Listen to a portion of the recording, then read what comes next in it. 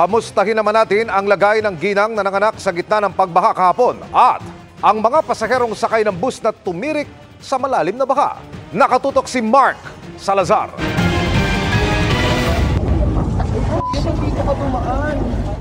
Kuha ang video na ito ng isa sa mga pasahero sa loob ng bus na sinuong ang malalim na baha at tumirik sa Araneta Avenue sa Barangay Tatalon sa Quezon City kahapon. Ay, usok na!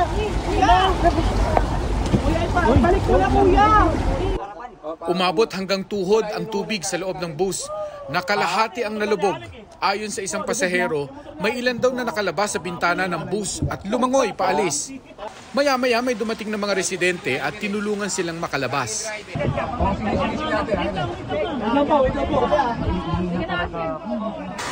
Saka sila isinakay sa bangka para ilikas. Inabot daw sila ng lagpas kalahating oras bago masagip sa bus. Buhay kami! Buhay kami! Ang tindi ng bahang dinanas ng maraming lugar sa Kamaynilaan, bakas sa basurang naiwan. Kita yan sa 10 feet na taas ng steel matting fence na ito na namumutiktik sa mga plastik. Nasa 15 feet naman ang punong ito na animoy nagbunga ng mga basura. Pero nasa mga inner road makikita ang pinsalang iniwan ng baha.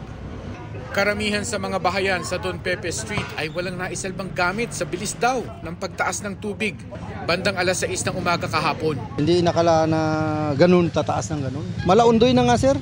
Abala pa sila sa paglilinis ngayon, kaya hindi pa raw naiisip kung paano babangon. Katulad nga po niya, magpapasok na sa Lunes yung mga bata. Yung pang isang iniisip namin dahil napektuhan nga dahil hindi kami makapabiyahe, makapamasada.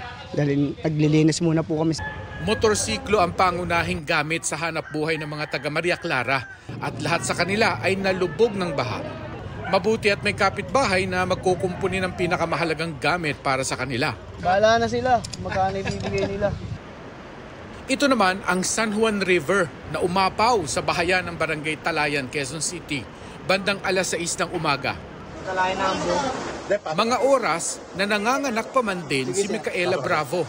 Kasi nung alas 4, sinabi ko na sa lola niya na masakit na yung tiyan, hindi wala pang baha doon. Sabi naman ng lola niya, wala pa daw. Kaya ayun, nung mga bandang alas 5, alas 6, doon na tumaas yung baha, di na namin nadala. Kaya dyan na sa bahay ng anak.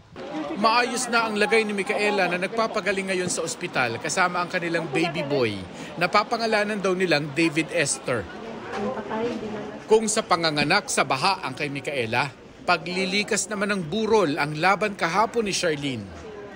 Hindi rin nila inasahan ang mabilis na pagtaas ng tubig sa San Juan River. Wala pa pong baha, malapit nang pumunta, nilikas na po namin. Binuhat po, dinala po dun. Alas 4 po ng madaling araw. Para sa GMA Integrated News, Mark Salazar, nakatutok 24 oras.